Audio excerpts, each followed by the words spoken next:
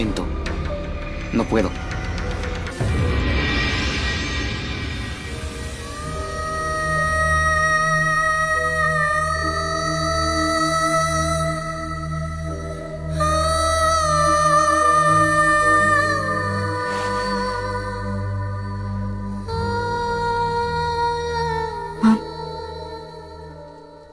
थोड़ा दूध पी लीजिए, जिससे आपको नींद आ जाएगी। बड़ी चिंता है ना तुझे मेरी? जानती है यशो, आज मैं सारे बंधनों से मुक्त हो गई।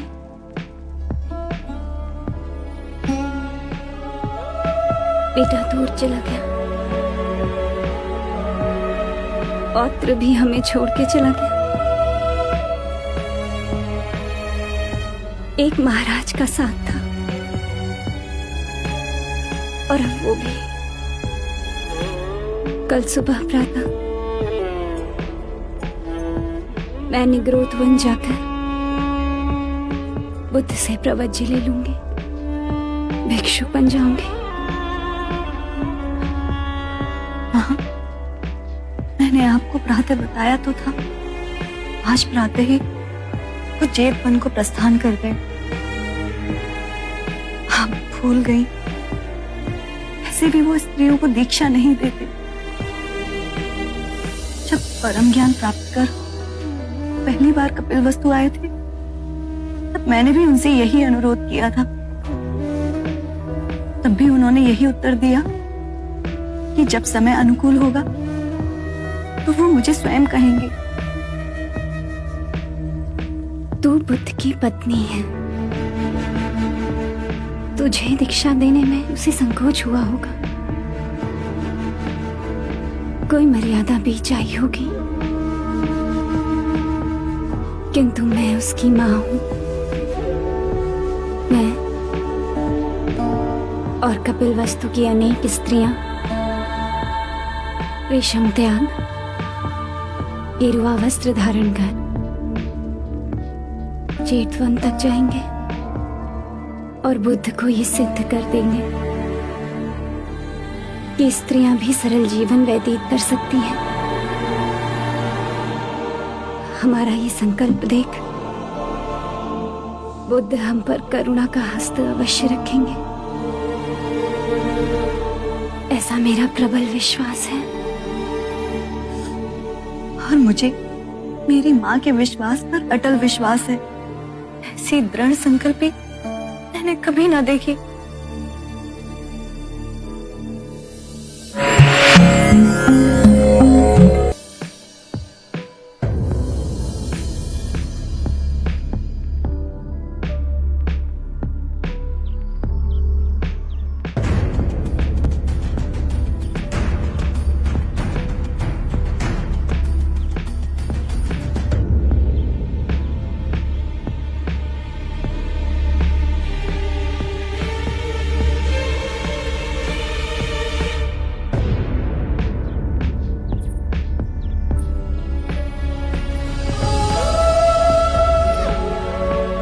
दीदी, इतना कठोर निर्णय दीदी। मैं आपको इस दशा में नहीं देख पाऊंगी। महादेवी, आप भाई महाराज के आशीर्वाद का हाथ हमारे सर पे नहीं रहा, अब क्या आपका हाथ भी हमारे सर पे नहीं रहेगा? इस जीवन में तुम सब जैसे प्रेम करने वाले भाई बहन मिले, तुम्हारा बड़ा उपकार है मुझ पर। और मुझे पूरा विश्वास है कि मेरी अनुपस्थिति में तुम धर्म और न्याय का पालन करोगे।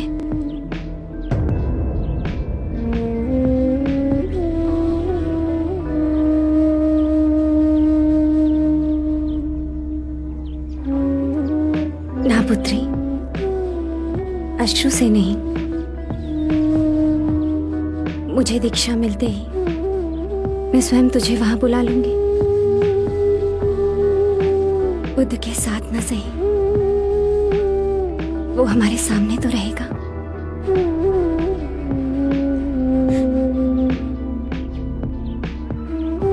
मंगला दीदी, मैं यशो को तुम्हें सौंपती हूँ।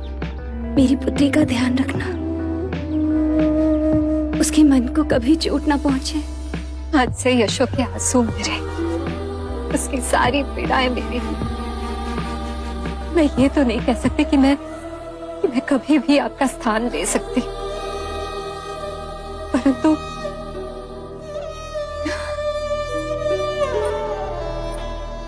ये वचन अवश्य देती हूँ कि यशो को अपने दिल से सहेज कर रखूंगी।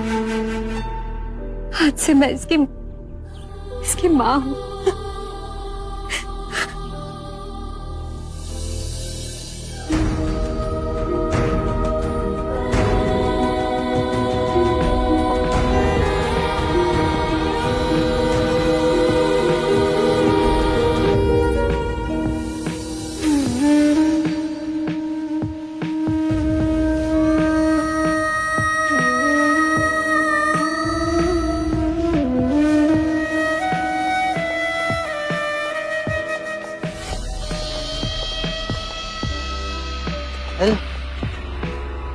ऐश्वर्य छोड़ के देवी प्रजापति भी भक्त की शरण में। हर तरफ बुद्ध की गूंज। बुद्ध बुद्ध बुद्ध।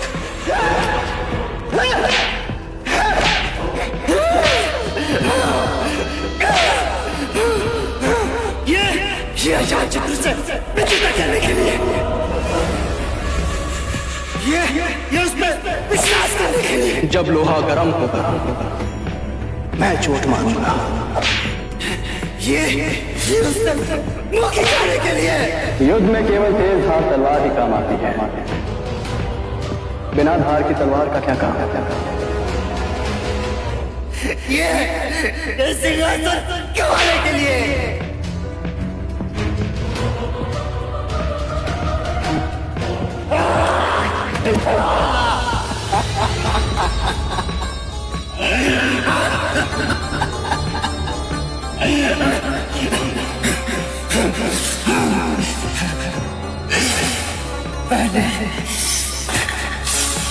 पहले सिद्धार्थ से,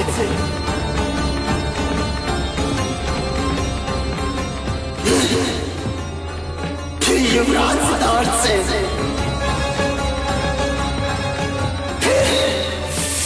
फिर यशोधरा के प्रेमी सिद्धार्थ से। यशोधरा ये तुम्हारे तुम मेरे लिए कुछ नहीं लाई सिद्धार्थ।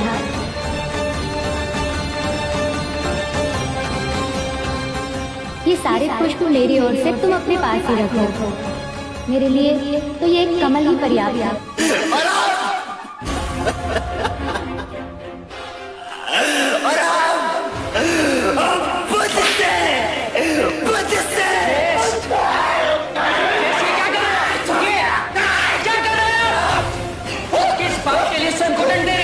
किस बात के लिए? पीड़ा पीड़ा है मेरे मन में। पीड़ा से मुक्ति पाने का ये कोई मार्ग नहीं। बुद्ध के बताए हुए मार्ग पर चले, आपको परम शांति प्राप्त हो। नहीं चाहिए शक्ति मुझे, नहीं चाहिए शांति मुझे, शांति से मुझे नहीं चाहिए शांति, नहीं चाहिए शांति। मेरा स्वभाव अग्नि की लटकती ज्वाला, अग्नि की लटकती ज्वाला है मेरा स्वभाव। जोश से भयंकर कोई अग्नि नहीं, घृणा से भयंकर कोई जानवर नहीं होता, अविवेक से बढ़कर कोई जाल नहीं होता, लालच से बढ़कर कोई बाधा नहीं होता।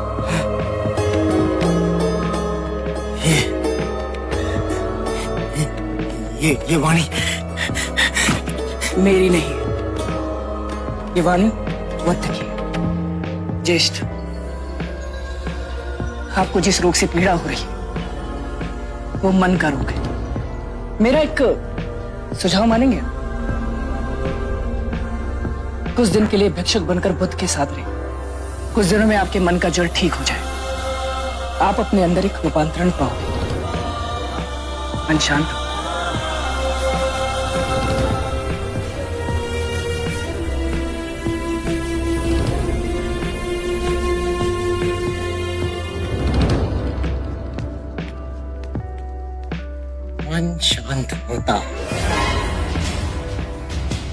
ये जब शत्रु ने मुझसे विश्वासघात न किया होगा।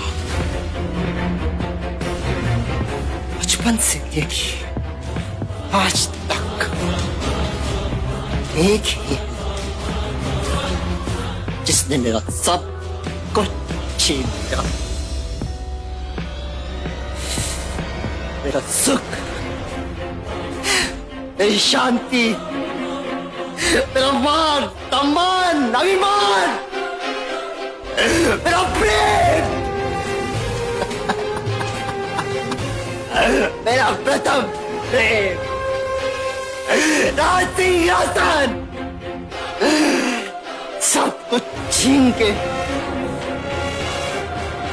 तुम तो भगवान बन के बैठ गए Siddharth.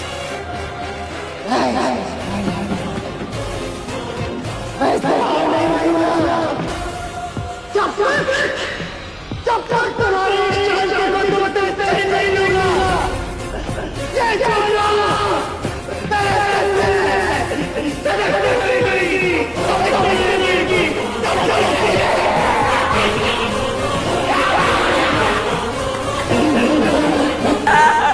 Boda no acepta mujeres entre nosotros. Lo lamento. Pero deben regresar.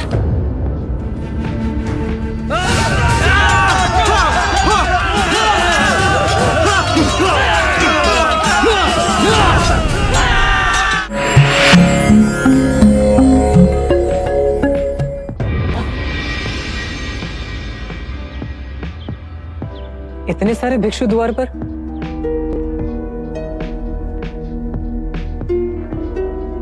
प्रणाम महादेवी। आप यहाँ इस दशा में? उत्तरानंद, भिक्षु बनने का अधिकार केवल पुरुष का तो नहीं, और मुझे इतना तो ज्ञात है कि मुक्ति के मार्ग पर बुद्ध किसी के साथ भेदभाव नहीं करेंगे।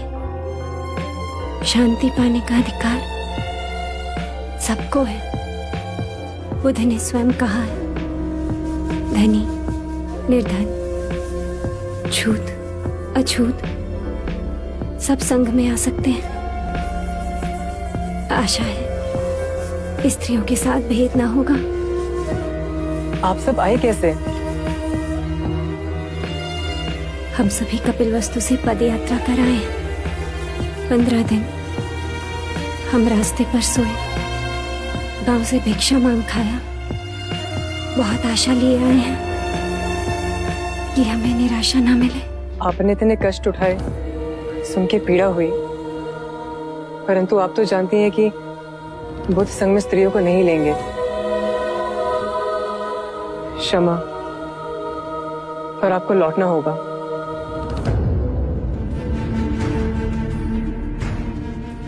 हम बहुत दूर से आए हैं, अब लौटेंगे नहीं। और हमने ये सिद्ध कर दिया कि हम भी भिक्षुक की भांति सब त्याग सकते हैं। हम पर कृपा करो, बुद्ध के पास हमारा निवेदन ले जाओ।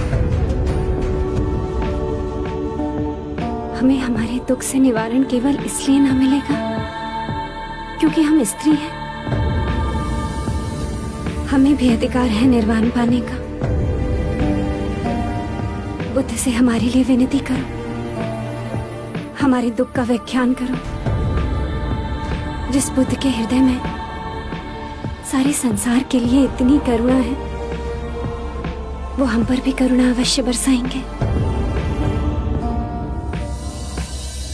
आप यहाँ विश्राम कीजिए, मैं तुरंत बुद्ध के पास जा आपका निवेदन उन्हें देता हूँ। मैं वचन देता हूँ कि जो बन पड़ेगा करूंगा।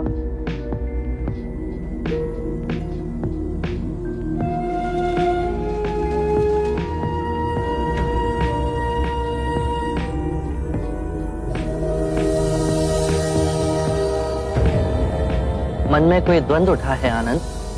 एक प्रश्न है, क्या स्त्रियों में भी क्षमता है कि वो साधना कर सके, समाधि पा सके, अरिहंत बन सके? कोई संदेह नहीं, स्त्रियों में महान शक्ति। तो संघ के द्वार स्त्रियों के लिए क्यों बंद हैं?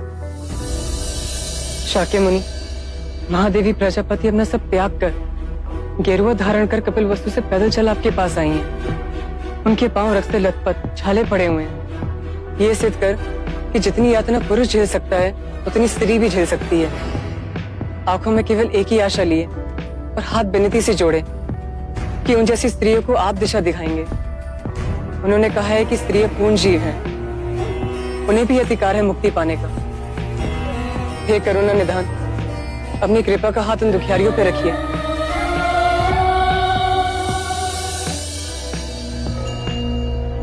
सरिपुत्र, अनिरुद्ध, मोगलाना और महाकश्यप को बुलाइए।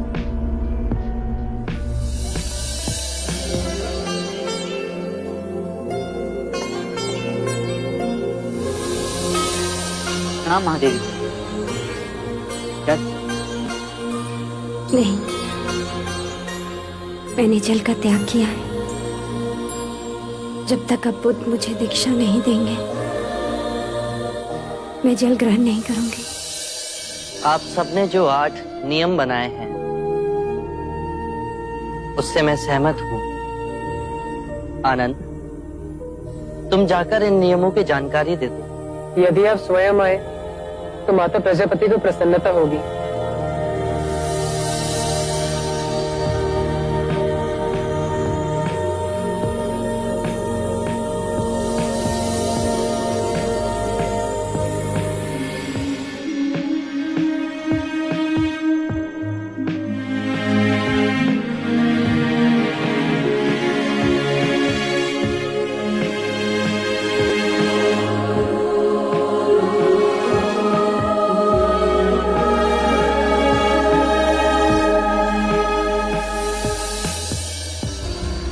मैंने और मेरे संघ के विचारशील भिक्षुओं ने आपकी विनती स्वीकार कर 8 नियम बनाए।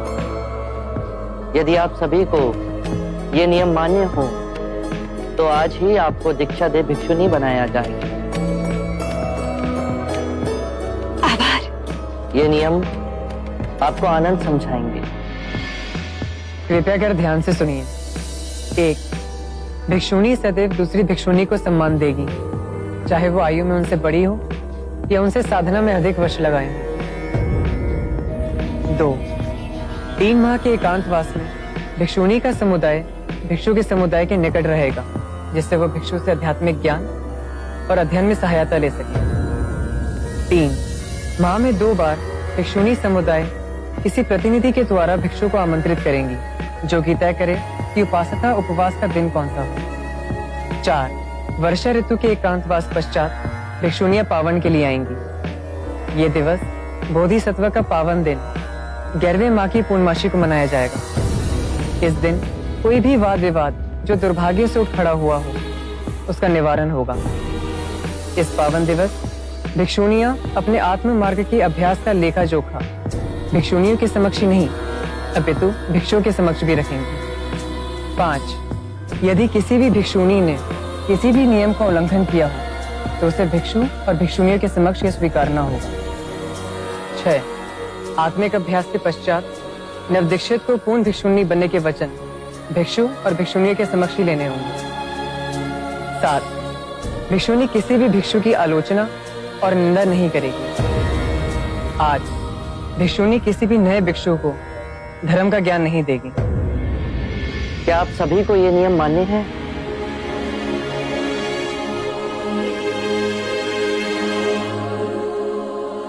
हाँ, हमें ये सारे नियम मान्य हैं और हम अंतर मन से इन नियमों का पालन करेंगे।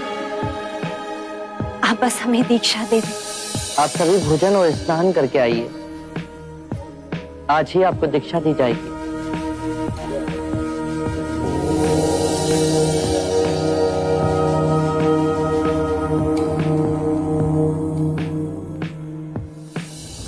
आप सब चिंता न करें। ये नियम इसलिए बनाए गए हैं ताकि संघ के संचालन में कोई बाधा ना हो, कोई उपद्रव खड़ा ना हो। इन नियमों का पालन करके हम आध्यात्मिक पथ पर आगे बढ़ेंगे। स्त्रियों को आज तक जिस मुक्ति से वंचित रखा गया, वो आज हमें मिलने जा रही है। बुद्ध के इस कदम से हम सभी को मोक्ष में पुरुष के बराबर का हिस्सा मिलेगा।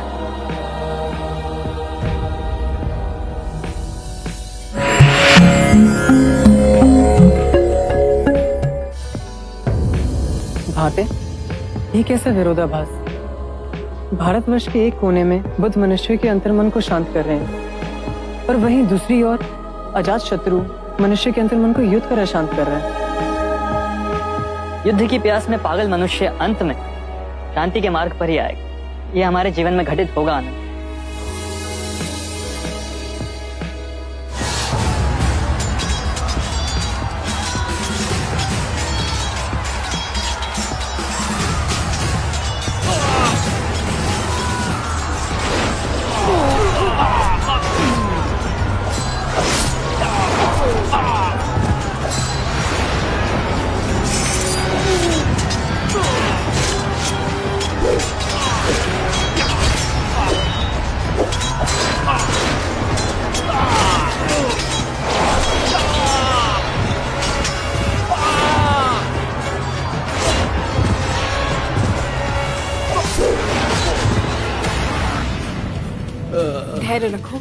धैर्य रखो सैनिक, धैर्य रखो। जल्दी रखो इसे। वैद्य जी, जल्दी लेप लेकर आइए। कितना रक्त बह रहा है इसका। जल्दी जल्दी। धैर्य रखो सैनिक, धैर्य रखो। रक्त का बहाव जल्द ही बंद हो जाएगा। मैं लौट के युद्ध के लिए जा पाऊंगा ना? अवश्य जाओगे। वैशाली के माथे पर विजय का मुकुट तुम ही पहनाओगे सैनिक। हमारी वैशाली की जीत होगी। हाँ, हमारी वैशाली अवश्य जीतेगी। हमारी वैशाली की जीत होगी। हमारी वैशाली ही जीतेगी। हमारी वैशाली की जीत होगी। हमारी वैशाली जीतेगी।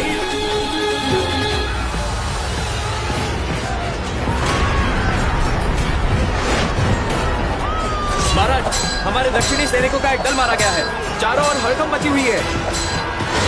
सैनिक निराश होकर मैदान छोड़कर भाग रहे हैं। यदि आप शीघ्र यहाँ से न निकले तो हमारी हार निश्चित हो जाएगी। आपको शीघ्र ही निकलना होगा महाराज।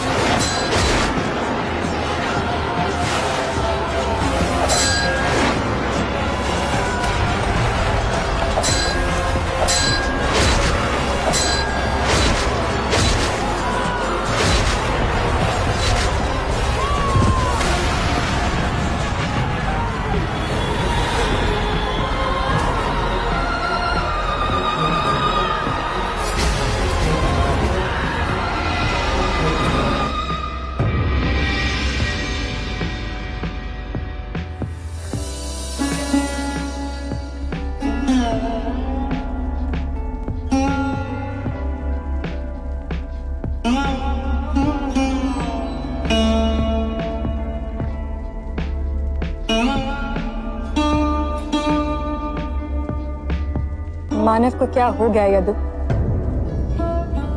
ये दूसरे की धरती पर मनमानी कर उत्तराधिकार करना, ये लहू की पिपासा कभी मिटेगी क्या? रोना आता है सोचकर कि बुद्ध जैसे विशाल व्यक्तित्व ने, जिसने मगध के जन जन को अहिंसा और शांति का मार्ग दिखाया, उस युग पुरुष की वाणी क्या किसी ने अंतरात्मा से समझने की कोशिश की? अगर अंतर साथ किया होता तो मगध लहू की होली ना खेलता। मगध के जन जन के हृदय में बुद्ध का संदेश है देवी अम्बा। पर अजात शत्रु जो अपने बल के नशे में चूर, विवश कर उन्हें युद्ध के मैदान में लाया। एक मनुष्य के अभिमान की पूर्ति के लिए कितने बेबस लोग अपनी जान की आहुति देंगे। देवी अम्बा, हम युद्ध जीत गए। मगध की सेना युद्ध के मैदान से भाग खड़ी हुई। वैशाली की जीत हुई। सुनिए, हमारी वैशाली की विजय का नाद का स्वर चारों दिशाओं में गूंज रहा है अम्बा। वैशाली की, वैशाली की, वैशाली की, वैशाली की, वैशाली की, वैशाली की, वैशाली की, वैशाली की, वैशाली की, वैशाली की, देखो तो, वो वैशाली का सैनिक घायल है। जाओ जल्दी से उसे ऊपर लेकर आओ। उषा, तुम भी वैद्य जी को बुला के लेकर आओ।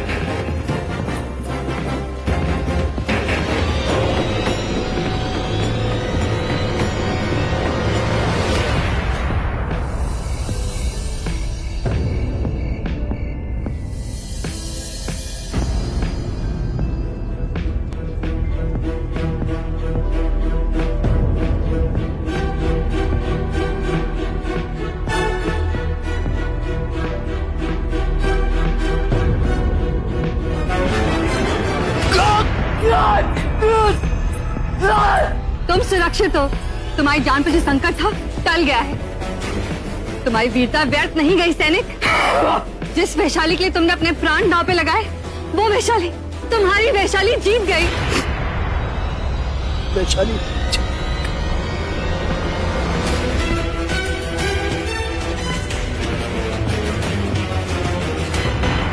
Es sobrenatural nuestro matrimonio, es eterno. Ni siquiera la distancia sería capaz de separarnos. La haré mi esclava un día de estos. O si no... Quítate de aquí, madre, o si no voy a...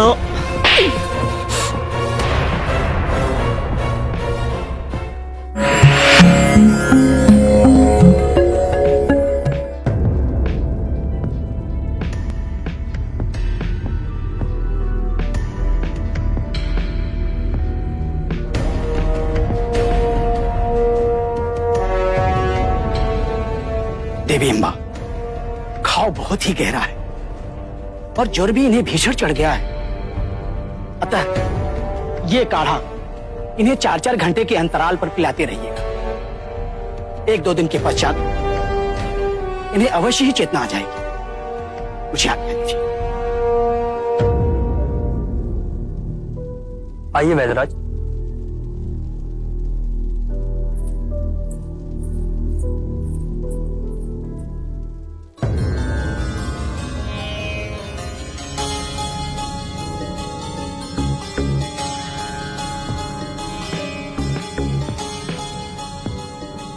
इनका चेहरा किसी सामान्य सैनिक की जैसा नहीं है। कितना तेज है इनके मुख पे।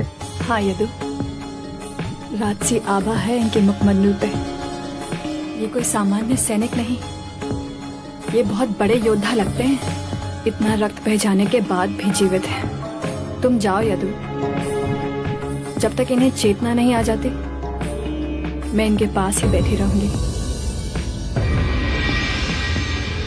इतने दिवस बीत गए, आपका कोई समाचार नहीं आया।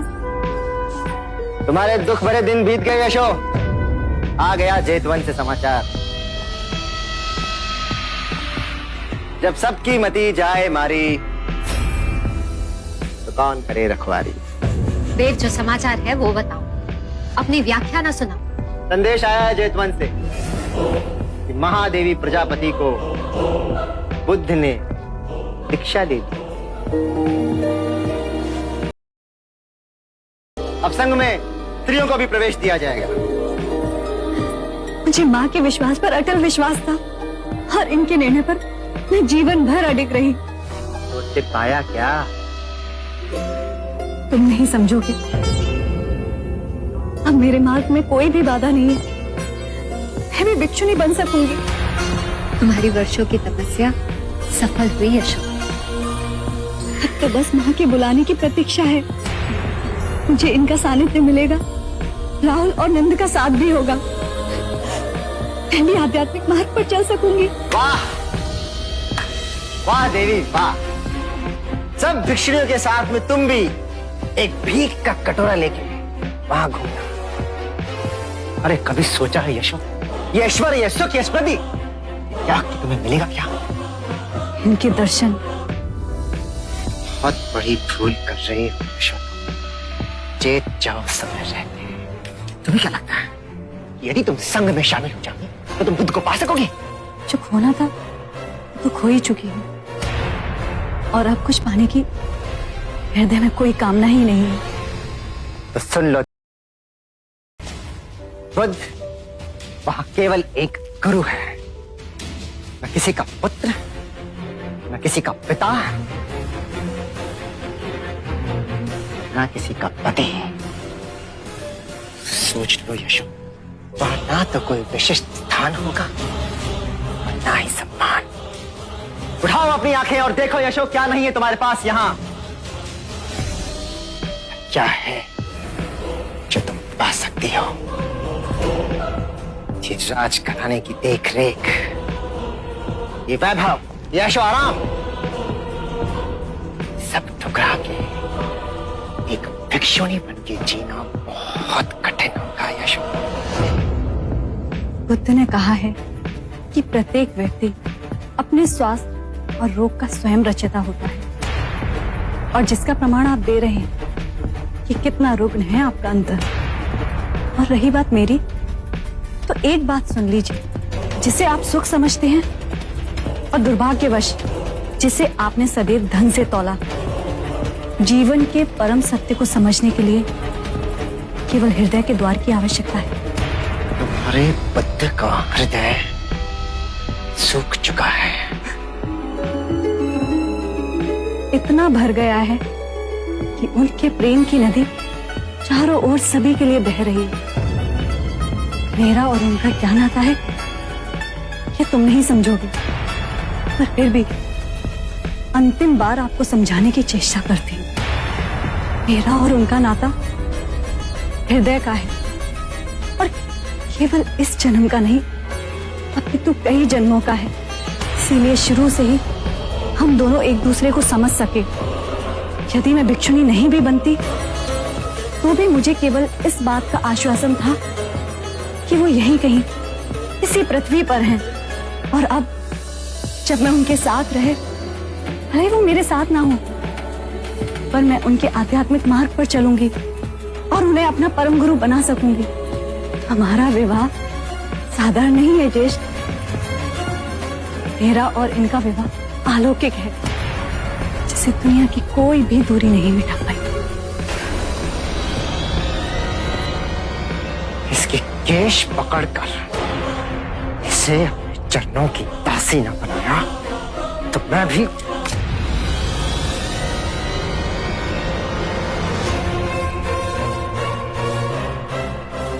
हाथ लगाने की चेष्टा भी की तो हाथ काट दूंगी।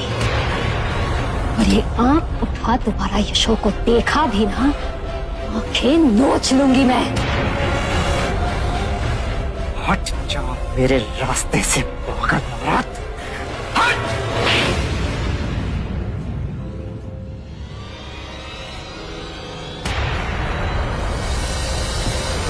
यही थप्पड़ मैंने तुझे बचपन में मार दिया होता तो आज मुझे ये दुर्दिन देखना पड़ता।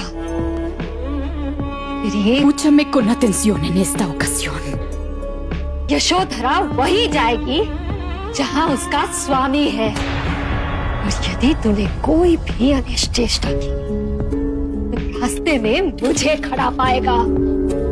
यशो मेरी पुत्री है, समझा तू? ढाल बन के मैं खड़ी रहूंगी उसके रास्ते में। जा यहाँ से, जा।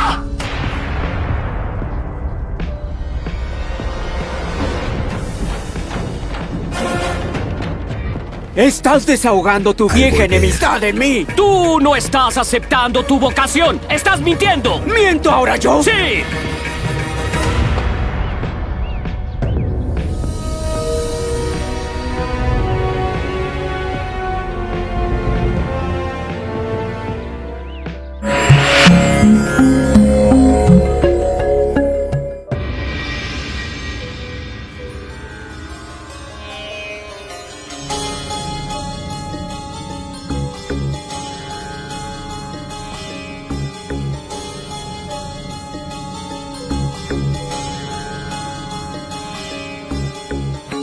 भागो मत, युद्ध करो, युद्ध करो, शीश दे दो पर अपना विमान मत दो। युद्ध करो कायरो, युद्ध करो, युद्ध करो। सैनिक, भाई से क्यों कांप रहे हो? संभालो अपने आप को सैनिक। सैनिक,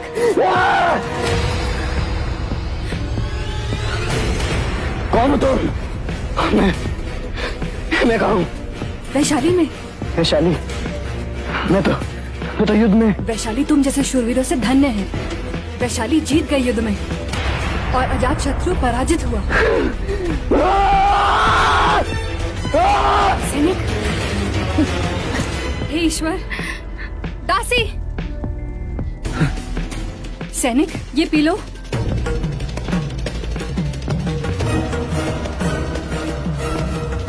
ये घाव कब भरेगा? इतनी आसानी से मैंने भरने नहीं। ये घाव भरेगा नहीं तो आपके प्राण को संकट है। मैं इतनी आसानी से मरूंगा भी नहीं।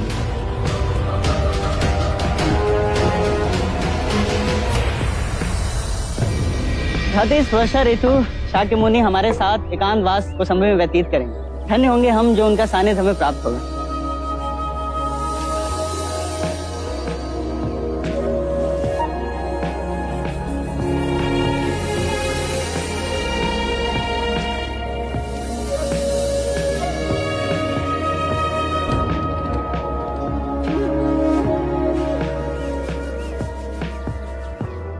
सूत्राचार्य क्या बन गए? अपने आप को बुद्ध के बराबर समझते हैं। बड़ा अभिमान है। अब आप भी तो शिलाचार्य हैं, लेकिन आप तो कितने विनम्र हैं। अब देखना, हाथ धोकर बिना गंदा पानी फेंके और नया पानी भरे यहाँ से चले जाएंगे। अरे 2-3 दिन से यही कर रहे हैं। आप शिलाचार्य हैं, सब पर नियम लागू आप करते हैं। आज आप इन्हें रोकिए और इनके आचरण का विरोध कीजिए। सूत्राचार्य रुकिए। महानुभाव, क्या मुझे आपको शीलता का पाठ पढ़ाना होगा? बुद्ध सबको समान समझते हैं, तो नियम भी सब पर समानता से लागू होते हैं। क्या हो गया?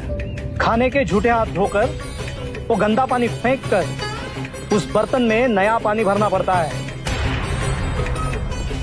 मैं भूल गया। 2-3 दिवस से आप हमेशा भूल जाया करते हैं। इतनी तुच्छ बात को इतना तुल क्यों दे रहे हैं? देना पड़ता है क्योंकि यहाँ कोई भी आपका दास नहीं। मैं सूत्राचार्य हूँ। आप मुझे शालीनता सिखाने से पहले विनम्रता सीखिए। सूत्र क्या सिखाए? आप बात करना भी आप सिखाएंगे? आप शिलाचार्य को सम्मान दीजिए। कैसे सम्मान दें? अपने क्रोध पे तो आपका वश है नहीं। शिलाचार्य जी को समय और अवसर का कोई ज्ञान है नहीं। आप शिलाचार्य का अपमान कर रहे हैं। वे कौन सा सूत्राचार्य पे फूलों की वर्षा कर रहे हैं? सूत्राचार्य तो आपके शिलाचार्य से कहीं अधिक गुणी। इनके गुण तो हम देख चुके। आप ईर्ष्या करते हैं मुझसे। मैं क्यों ईर्ष्या करूंगा आपसे? मैं तो केवल आपको आचरण समझा रहा हूँ। आचरण समझाने का ये कौन सा तरीका है? तो क्या करूँ?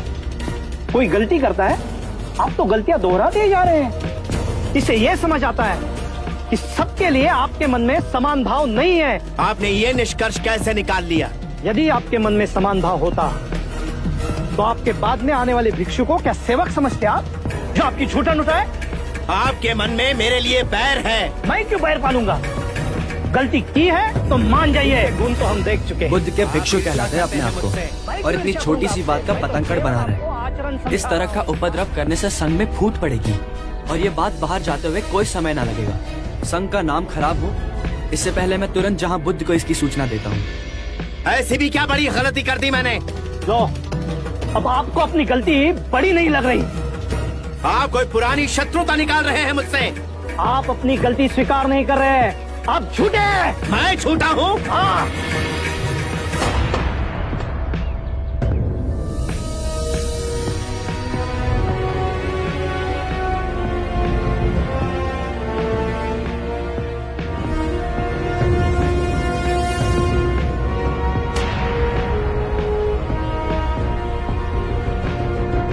आरंभ हो गई निर्वाण प्रथा, सुनो सुनो ये बुद्ध कथा।